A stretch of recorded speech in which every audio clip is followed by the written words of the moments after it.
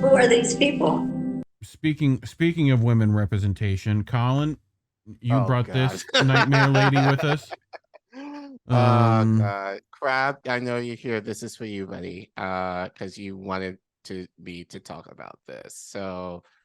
Um, so our old friend, Miss Anna Kasparian of the Young Turks, apparently wrote an opinion piece this week in Newsweek where she gives an opinion where she says, "My fellow progressives, we need to stop the gaslighting on crime," which really got me. But we'll go into this and tear this apart in a second. She's never getting Madeleine Albright off her breath.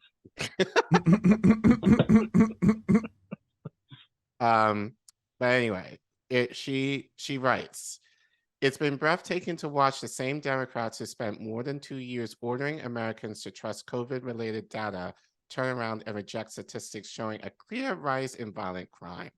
A crime wave may not be convenient for the party in charge in the countdown for yesterday's midterm elections, but that doesn't make it any less real. The FBI's new released annual crime report, which isn't even complete, keep that in mind, estimates that 2021 saw 22,900 murders, bringing the nation's homicide rate to 6.9 per 100,000 people. It's the highest number in almost 25 years, followed by a 30% spike in homicides between 2019 and 2020. Cities like Philadelphia, New York, and Los Angeles broke annual homicide records, and there's been an uptick in other violent crimes like armed robbery and aggravated assault. It's no wonder that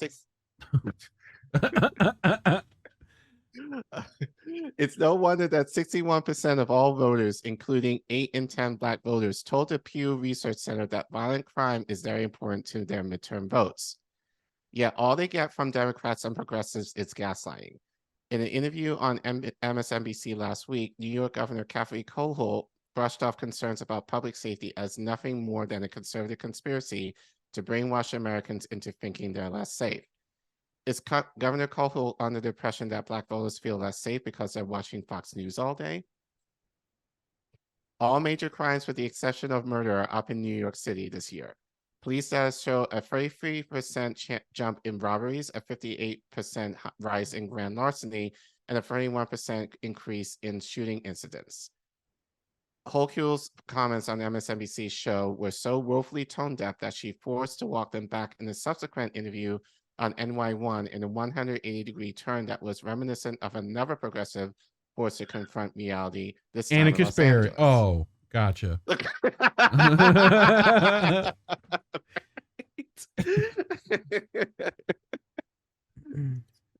Actually, hang tight because I'm gonna get there. Yes, sir. Somewhat. During a debate last March, Democratic candidate for mayor, Congresswoman Karen Bass, was asked to rate how safe she feels on the streets of Los Angeles. "I do feel safe," Bass answered. On a scale of 1 to 10, Bass rated her perception of safety as a 10. That all changed 5 months later after 2 men burglarized her home and stole 2 of her handguns. "My safety has been showered," Bass admitted, revisiting her personal safety rating to a 5 out of 10. The ordeal Bass experienced was awful, yet she was lucky. She wasn't confronted by armed individuals, as many Angelenos had been in a new trend. Well, they weren't armed. That's why they needed to steal the guns. Yes. Yep. As many Angelenos have been in a new trend of follow home robberies, which authorities say involve 17 different gangs in the city. Also, Anna Kasparian using a Karen as like an indicator for how someone feels safe in a city. That's what we're going with. I wouldn't trust the Karen, Anna. I'm just saying. I wouldn't have taken Karen Bass to own 2 handguns. That's surprising to me. Yeah, I would have. Seemed like the type to be packing. Yeah, she was one minigun though. You know, 1 minigun, 2 handguns though. That's a little much. You know. Anyway, continue with this shit show. As a progressive myself, it's been frustrating to see members 2 guns in her. of my. She would be the ugly. Walking around Beverly Hills with fucking 2 handguns. Actually, you Like- know what? It's Well, just like Karen- where in Los Karen where Bass is in, a big like I've time never queer been fan. to LA, but like Yeah, where sure. in Los Angeles do these women feel like they need to have a handgun? They're not in like Compton. The hills. Like, I mean, from what I You- understand, there's you don't mountain need to be in lions and Compton at this coyotes. point in LA. You know, the nature is coming to eat the rich again. It's great.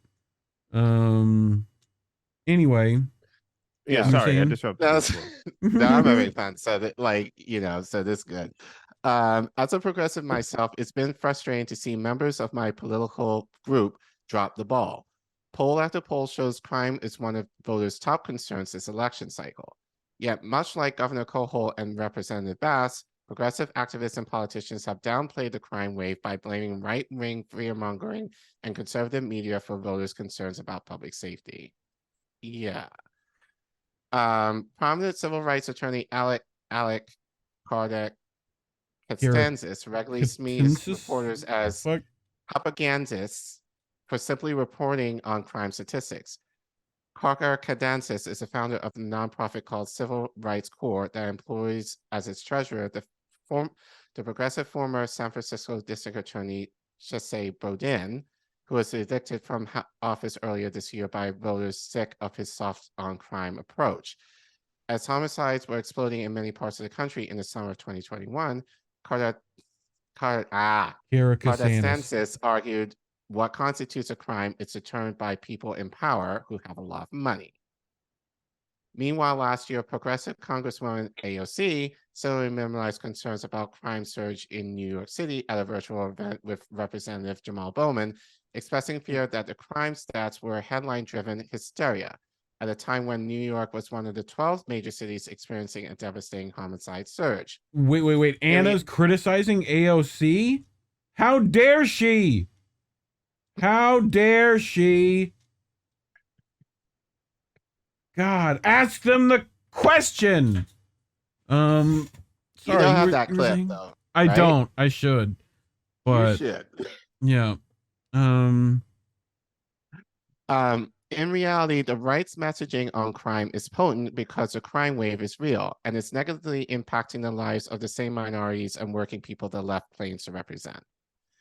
Take the polling from last year's defund the police ballot measures in Minneapolis, which proposed replacing their troubled police department with a new Department of Public Safety. The proposals sought a comprehensive health approach to public safety that would dispatch mental health workers to certain emergency calls while also investing more resources into crime prevention and removing the city's mandated minimum number of deputies based on the city's population. With 99% of the precincts reporting, 58% of voters rejected the proposal, including a resounding 7% of Black voters. And this despite the fact that the measure's supporters outspent their opponents by $3 million. The outcome was far from surprising. A recent survey by the Kaiser Family Foundation and Agriho found that only 17% of Black voters support decreasing funding for the police departments in the area. Nearly double that of Black voters, 34%, said they would actually like to see police funding increase, but most wanted to keep the police funding the same. I've seen the crime wave and the police shortage play out firsthand in Los Angeles, a city where I was born and raised and still live today. Yet when I vocalize my own concerns about crime, my fellow progressives gaslight me and demand I reject what I've seen with my own eyes. I've been told repeatedly that it's all in my head, even after I was sexually assaulted by a stranger in my neighborhood earlier this year. But it's working class Angelenos who bear the brunt of the crime wave. From March 2020 through February 2022, LA's Transportation Authority reported a total of 235 assault and battery cases at Union Station. According to Los Angeles Times, violent crime at the station shot up 94% in the first 2 months of 2022 compared to the same period last year. Property crime also doubled. The Los Angeles County Metropolitan Transportation Agency finally agreed to provide extra security for Union Station workers after several of them suffered unprovoked physical attacks. But it wasn't soon enough for Alberto Mendez, a janitor at Union Station, who was violently assaulted by a homeless man who threatened to rape and kill her as she was waxing the tile floors, for emergency room nurse Sandra Shells, killed in a random attack while sitting at a bus stop across the street from Union Station earlier this year. It sounds like a Republican stump speech. Hence Anyway, my title of this segment. Yes. Like Nurse Shells, the custodian workers at Union Station aren't wealthy elites who just want to arrest the homeless, a common accusation progressives use to silence anyone who expresses concern about crime in major cities. Clearly, simply being homeless is not a crime and should never be treated as such. Well, it's funny you say that because you had a problem with it. You had a problem with it not that long ago. But committing a violent assault, like randomly stabbing an unsuspecting woman with gardening shears, and crushing her skull in the process, should land anyone in custody regardless of their housing status. Gardening shears is at least inventive. Like, there's not been a horror movie with gardening shears, you know? Like, that's not happened. Like, at least be inventive with your murders, you know? In the new Halloween movie, he stabs someone with like a fluorescent light bulb. Yeah. That's been done before. Yeah, that one's been classic. Light bulb man did that back in, you know, like listen, man, I've been watching splatter films since I was like 8. I've seen everything. Right. I'm telling you, I promise you that's been done before. Yeah. I mean, I feel like this whole article just gets a big one of like play it again. What? Play it again. That's a good sound drop too. What is that? That's Jimmy laughing.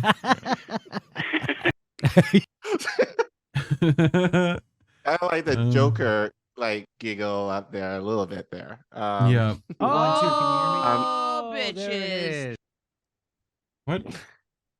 Sorry, we have fun here. Anyway. The same can be said of the man who beat 40-year-old Jessica Christick's golden retriever mix to death in Brooklyn earlier this year. Oh, puppies. Not the puppy. Somehow the perpetrator is still roaming in the park, free to terrorize others in the neighborhood. When Christick reached out to her city council representative, Shahana Hanif, for help, a spokesman called the situation complicated. We don't believe that the NYPD is a vehicle to bring safety to our communities, a spokesperson said. Hey, that golden retriever had drugs on him. All right? Like, you know, stand your ground laws in California. They're doing all right, you know? It would be a mistake to think that the public isn't open to necessary criminal justice reform. They just want to make sure that policy changes are balanced by the needs of public safety. But when the political group pushing for reform consistently downplays a crime wave as nothing more than right-wing fear-mongering while simultaneously pushing for maximalist police and prison abolition, it's impossible to find them trustworthy. I'm urging my fellow progressives to take crime seriously. It's just funny. Like, she's complaining about progressives saying that a way of thinking is right wing. Like, she is. Right. Like, hypocrisy thy name, Kasparian. Like, you know, what? I know you got more on this. Oh no, like, so we are actually going into, because she mentions Pew, so let's go into a little bit more, because there was some information that she, I think, well, like, it meant her narrative, it wouldn't fit, omitted from this article. So let's take a look at this. So this is a tweet from Judd Legume, and this actually is from the Pew Research Center, Bean Man, where he says, America's violent crime wave, quote unquote, is a hoax. Over the past 30 years, violent crime is down dramatically, and there's no recent increase. So federal studies show no increase in U.S. violent crime rates since the start of the pandemic. And there's the chart right there. So we're actually going to go into, if you zoom out, Reef. But Anna had Karen tell her. You remember. So let's go into what Pew Research Center did say. So Violent crime is a key midterm voting issue, but what does the data say? Political candidates around the United States have released thousands of ads focusing violent crime this year, Anna included, and most registered voters see the issue as very important in November 8 midterm elections. But political statistics from the federal government paint a complicated picture when it comes to recent changes in the U.S. violent crime rate. With Election Day approaching, here's a closer look at voters' attitudes about violent crime, as well as an analysis of the nation's violent crime rate itself. All findings are drawn from center surveys and the federal government's two primary measures of crime: a large annual survey from the Bureau of Justice Statistics and an annual study of local police data from the FBI. Number one, around 6 in 10 registered voters, 61%, said violent crime is very important when making their decision about who to vote for in this year's congressional elections. That's what Anna stated. Violent crime ranks among energy policy and healthcare in perceived importance as a midterm issue, but far below the economy, according to the Center's October survey. Number two, Republican voters are much more likely than Democrat voters to see violent crime as a key voting issue this year. Roughly 3/4 of Republican and GOP-leaning registered voters, 73%, say violent crime is very important to their vote, compared with around half of Democratic or Democratic-leaning registered voters, 49%. Number three, older voters are more likely than younger ones to see violent crime as a key election issue. 3/4 of registered voters aged 65 and older say violent crime is a very important voting issue for them this year, compared with fewer than half the voters under 30 at 44%. Number four, Black voters are particularly likely to say violent crime is a very important midterm issue. Black Americans have consistently been more likely than other racial and ethnic groups to express concern about violent crime, and that remains the case this year. Some 81% of Black registered voters say violent crime is very important to their midterm vote, compared to 65% of Hispanic and 56% of white voters. There are not enough Asian American voters in the Center survey to analyze independently. Difference by race are especially pronounced among Democratic registered voters, while 82% of Black Democratic voters say violent crime is very important. Only a third of white voters, Democratic voters, say the same. Number five, annual government surveys from the Bureau of Justice Statistics show no recent increase in the U.S. violent crime rate. In 2021, the most recent year with available data, there were 16.5 violent crimes for every 1,000 Americans ages 12 and older.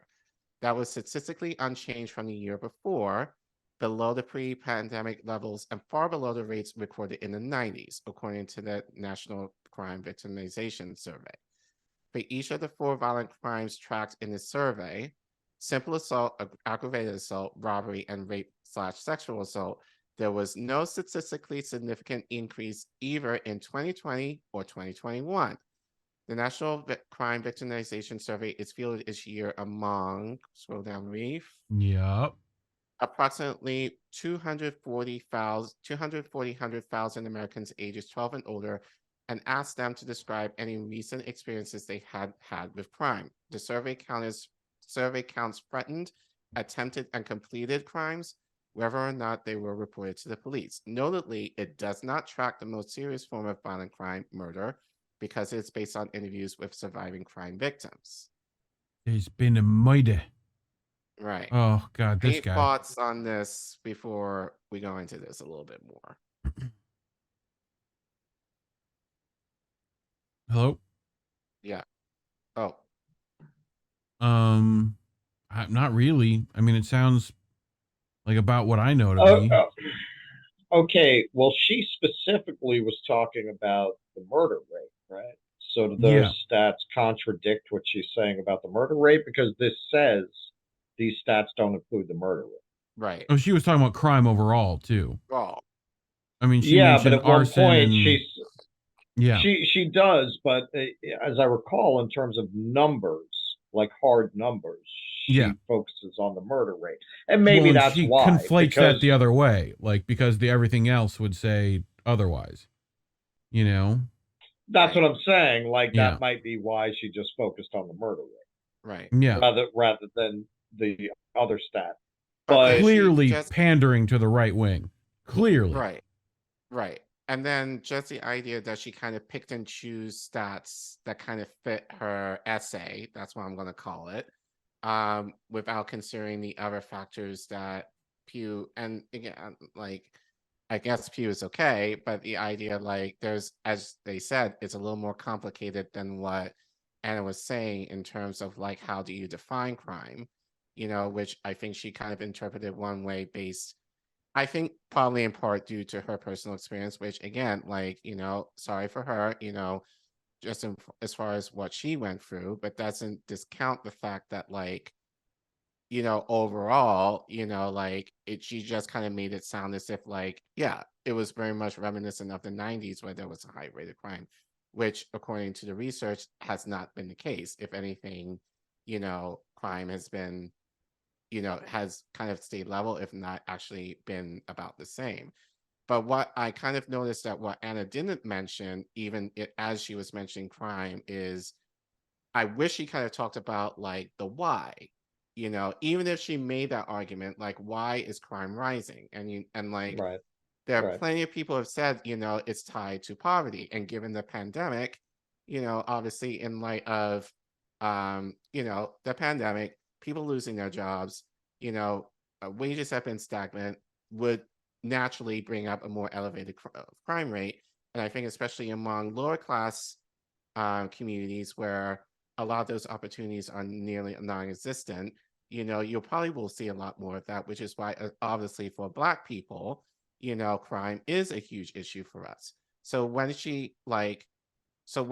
she's saying all of that, but then when, like, calls for defund the police, which she does mention here, but she kind of downplayed it. And then with Cenk, which I remember back in September when he went off on this on Twitter, and I know, like, he got a hell to pay for this, on this subject. So he wrote, and unfortunately I couldn't see what Anna said because she blocked me.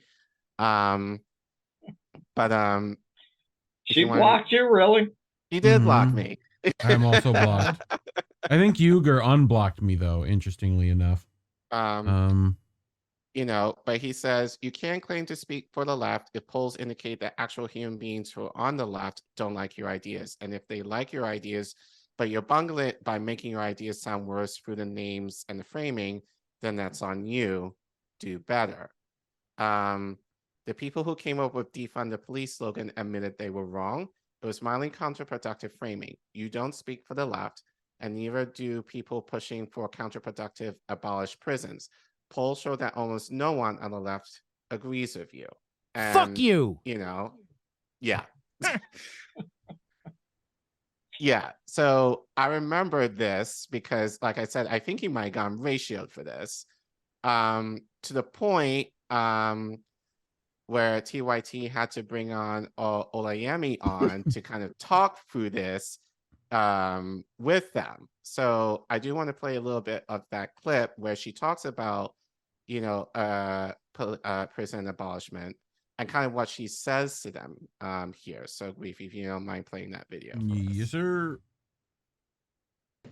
But what we're saying is, listen, we currently have a massive prison industrial complex. This is a country that once went from 200,000 people, maybe nationwide, being in prison to now 2 million people. More prisons begets more prisons. They make more. The more we incarcerate, the more they continue to incarcerate and police these same kinds of communities. But yet, every day we say crime is getting worse. We don't feel any safer. We have the same exact hysteria despite constantly giving more money to police, constantly putting more money into the criminal system. So what we're saying is, instead of the resources that we've placed in building this large prison industrial complex, let's instead address the root causes of crimes. Because I know people tend to think an abolitionist is an anarchist, the purge, we want danger. That's not what it is. What we're saying is the same communities that are being criminalized, the same communities that you're calling the criminal defendants, those are the victims too, right? It's the same communities being over policed, are the same communities being over incarcerated. So they're also under resourced. As a public defender, I could say the vast majority of the people in the criminal system live well beneath the poverty line. And when I say well beneath the poverty line, I myself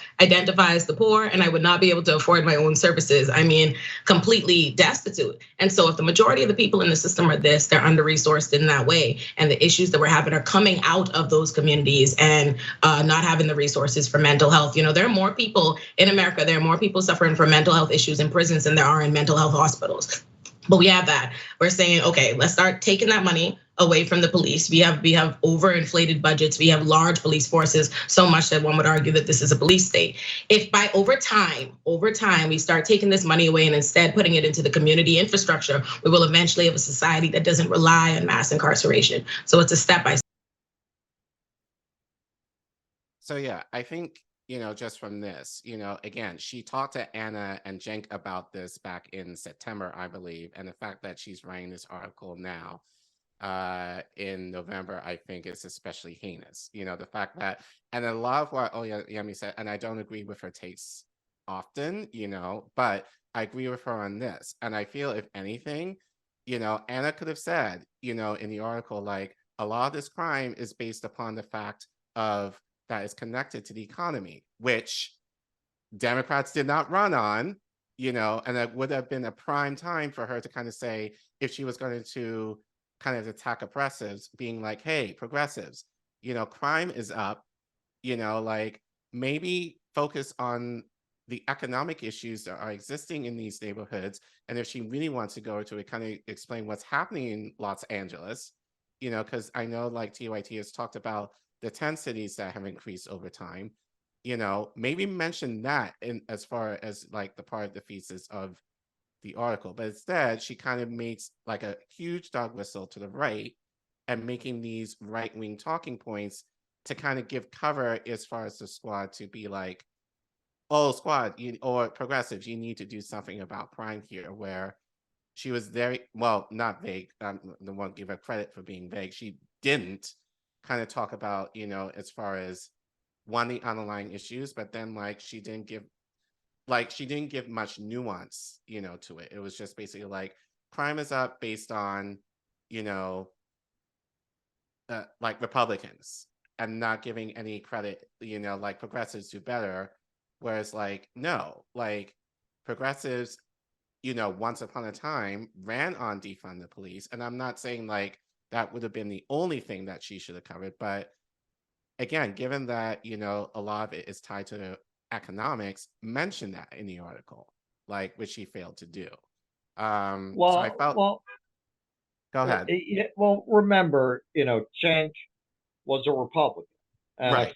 I find with a lot of those, Republican converts, there's a reason they were Republicans. He has some conservative tendencies.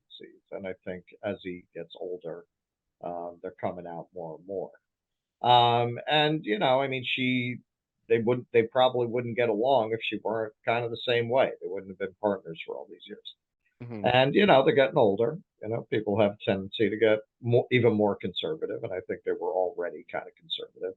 And we've mentioned on the show a few times, particularly recently, about them, like this whole class of alternative media people. They're setting themselves up to be the next wave of mainstream media. Yeah. And I mean, her kissing Madeleine Albright's ass really gave away the game. I mean, it really signaled that they're all prepared to do access journalism and to just take the place of the old guard. That's really where they're coming from. Right. That having been said, we've talked a lot about this subject on the show. Mm-hmm. This is where the left always does, like, she does have a valid point in there. I agree that she's not giving it any context, economic context. This is the problem. This is the trap. And it's kind of similar to one thing in Hedges' article that I thought was overly simplistic, but as Keaton's pointing out, Hedges just bangs these things out like copy and paste at this point. Well, and Master Jekyll and Rockfin mentions the asks if they mention white collar crime rates in there at all, which I didn't hear Anna talk about that. Right. That's I mean, that's a point, but in terms of this, the left has always been between a rock and a hard place on this. And this whole discussion of reforming the criminal justice system, the last time we had a serious movement in this direction was in the 60s and 70s. and it ended with the election of Ronald Reagan. And before that, it precipitated the election of Richard Nixon. This never ends well for the left. You could say that for lots of things. You know, this in particular, and this is why. This is why this is a trap for the left. Like, yeah, Anna, I don't even think she's really smart enough, frankly, to get into the weeds minutia on this. No, I don't think she's even aware of the broader context. No, because the capitalist system would need to be reformed for you not to need to brutalize the population to keep crime down. So unless you completely reform the system, yeah, you need cops out there cracking heads and mass incarcerating people if you don't want an explosion in crime. Right. That is the price of the system that we have. And whenever the left turns around and says we need to scale back on brutalizing and suppressing the population in order to make capitalism work, there's an uptick in crime, and boom, you empower this right-wing backlash. That's happened every time the left has tried to go down this road. You cannot deal with the police without dealing with the system that is causing the crime in the first place. Right. And the reason, as you point out, that the African American community is much higher than the white community on thinking crime is a problem. Who the fuck's neighborhoods do they protect? Yep. Where do they send the cops? Right? They're not. They're exactly. They're covering Park Avenue just fine where I am. I live in Harlem. You know, I believe the Young Turks themselves have made this point that it's kind of elitist. You have to have a certain amount of privilege to dismiss the crime question. That's true in a sense, because those people's neighborhoods tend not to be the unsafe neighborhood, the people who would dismiss this as an issue. But that broader context is the system creates this problem generation after generation, and the left keeps trying to address it without addressing the cause. And it always blows up in their face, and it's blowing up in their face now. And that's what she's identifying without putting it in any context. She's not wrong in terms of a political analysis. No. But one of the really interesting things about this, though, is that yesterday, when the country voted, this really didn't blow up in their face as much as a lot of people thought it would. No. Right? I mean, this was not a good night for paranoid suburban wannabe Hitlers who dream of sucking off police officers. Like, it really was not. Right? Like, that's true. There was not this huge anti-crime reactionary vote out there. And so, and that's what to me is interesting about this article in a slightly different way is when it was timed. She published this article on Monday, and it seems to me like this was put out there as an own. She wanted to own her fellow progressives because she wanted to be able to one. She wanted, and I told you so moment, because she figured the Democrats were going to get their asses handed to them largely because of crime on Tuesday, and she wanted to be on the record the Monday before. I urged you. Right. I urged you. Right. That to me is what strikes. But that's not how it happened. To me, the most encouraging takeaway of these midterms is the fact that this very cruel, and just insensitive, sort of reactionary sentiment when it comes to crime and policing and prison and cash bail did not win the day. Oddly enough, where it came close was in New York, right? I mean, New York is where crime was more of an issue than in a lot of these more moderate states. I don't know that the issue is not potent so much as that people wanted their abortions more than they wanted more cops. But I mean, look, an abortion more than they wanted. No, listen, I started the show by saying crime did hurt Democrats a little bit in these major cities. So it's not a non-issue, but it did not cause the kind of wave that we thought it might. No.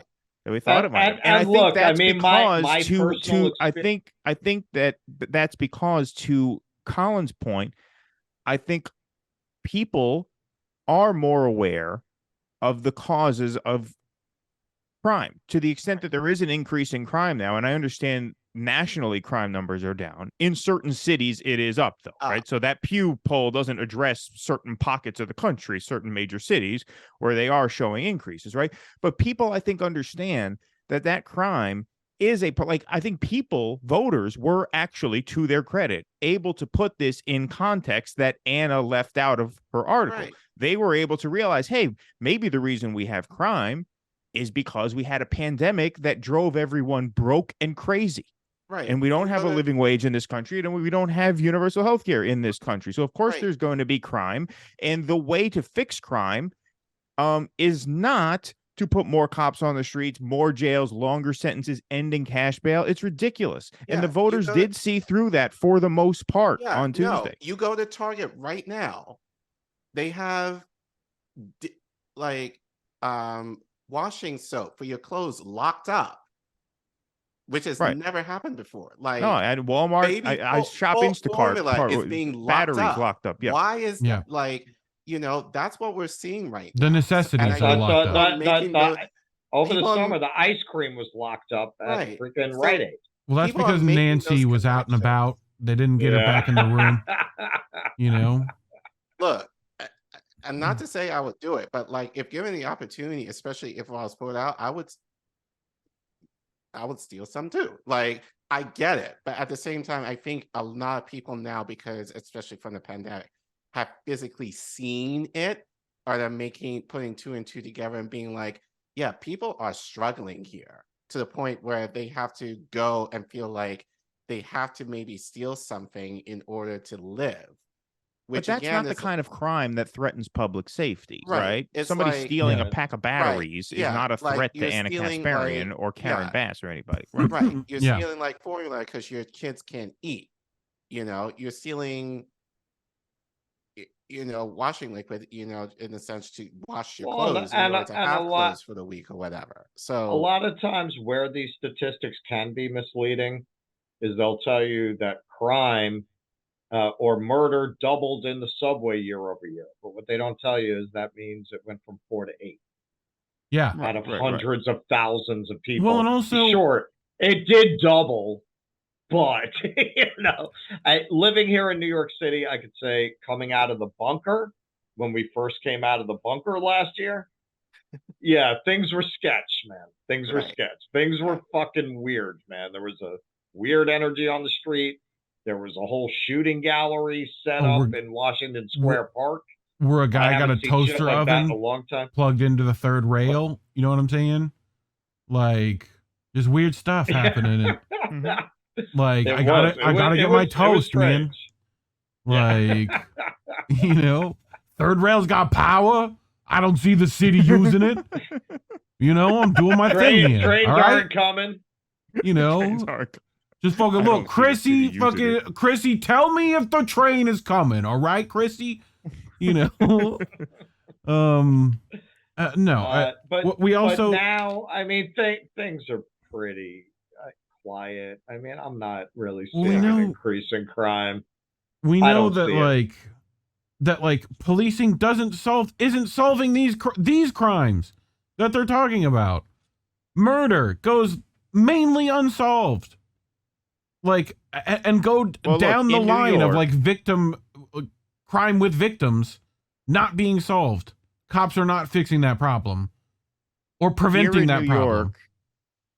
Here in New York, Kathy Hochul came within 5 points of losing. She beat Lee Zeldin, but she won narrowly. The 3 House races in the Hudson Valley, which we talked about earlier, it looks like the Republicans are going to win 2 out of those 3, right? And there was a piece in Politico that came out last week that said that the Democrats were bracing for embarrassing results. They thought maybe even Hochul would lose the race, but they knew that those Congress seats were in trouble, and they were going to pin this on Eric Adams. They were going to blame Eric Adams for the Democrats' losses in these areas because he was elected to solve the crime problem and he didn't do it, right? And once again, it's not that everyone saw through this propaganda, but I think a lot of voters did. I mean, what was Eric Adams going to do? You can't solve crime now without a living wage and health care. Right. All right. Because the drivers of crime are people going broke and people going crazy and getting desperate. And the only way to prevent crime at this point is to actually build a societal infrastructure so that people can have some stability in their lives. That's the only way to do it. And if that's off the table, and the reason that's off the table, part of the reason that that is off the table is because a lot of, so-called progressive energy gets funneled into articles like that, articles like she wrote, right? Not addressing these causes, not actually making the case, hey, we need to talk about the real causes of crime. We shouldn't deny crime where it exists, but you have to put it in a context so that people understand that the way to deal with crime is not to empower the right wing who's just going to build more jails and hire more cops and keep people in prison for longer and, deny cash bail to people who have not committed violent crimes, right? They don't let murderers out on $500 bail, right? So that's a red herring. The answer is to explain the causes and address them, and that is the role of progressive media, right? If that's not the role of progressive media, what is? Instead, she published this article as an I told you so, and it turned out not to be an I told you so because crime was not the albatross around the neck of the Democrats, Democrats, the way a lot of people thought it was going. And I think especially being in this space, you would think she would know better because no one was talking about crime. Like, it's important, but like, I feel like even like the bigger channels knew it's economy that people were more concerned about. So if you're going to talk about it, bring it to that if you're going to address crime. Well, look, the media and the pollsters bear a lot of blame for this because pollsters, especially some of the right-wing pollsters, which have been more accurate in previous cycles, right? Polling outfits like Trafalgar, Insider Advantage, they skew right. But because the Trump base has generally been underpolled the last couple cycles, people took them a little more seriously. There was a barrage of polling that came out signaling a red wave that really was never there. A lot of media ran with that because it makes for a good story. It's a dramatic story. Like Russell was saying, media is about conflict, right? Conflict is what sells. You have to create a story. And so a lot of people got carried away with that, thinking that there was going to be this giant anti-crime backlash, and there really wasn't. And I think she fell for it. Yeah. Boy, does the media love crime. Okay, one story she mentions. This is where I feel like we do need to kind of push back on certain excesses that you do see. She tells the story about the dog, about the golden retriever, I think it was, that got beaten to death in Brooklyn Park. Okay, so there was a really interesting follow-up article done on this because somebody in the neighborhood tried to organize a neighborhood watch in response to that. And you had some people who I would call, man, with these people, I always tell them, dude, can you just identify as Republican because you do so much fucking damage to the electoral prospects of the left. So you had a bunch of like white kids show up at this meeting. We're not super into you organizing this kind of group.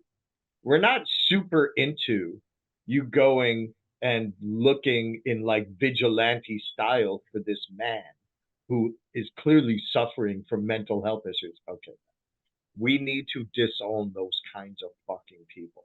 And I feel like this article, yeah, man, I mean, she's not wrong to bring up that kind of shit as very damaging politically. Yeah. And what they're talking about, look, this is where things can go off the rails. Like, I think the police, this guy is still very infamously walking around this park because nobody seems to know what to do because the police are afraid at this point. Like, they don't want to be accused of anything. They don't want to be told they're brutalizing a mentally ill man. And as you could see from what happened when they tried to organize a neighborhood watch, there are clearly people in this, by the way, very wealthy part of Brooklyn, Park Slope, where this happened. Yeah. Very wealthy. I know what we could do. Okay. We're going to call Tyler Perry and we're going to film a Tyler Perry movie in this park, and Medea will find the killer. I guarantee Medea will find the killer. Guarantee. And she will fuck that killer up with a pan. It's going to be an amazing scene. Just let it happen. All right. No, you look, don't know the Medea council very well. person She'll be packing, man. Oh yeah, she will. Yeah, but she'll hit him with the pan first.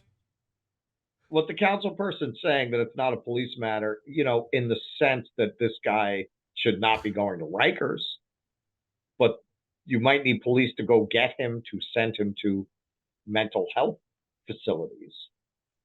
You know, so I think that's what she's drawing attention to, but not in a context. Yeah.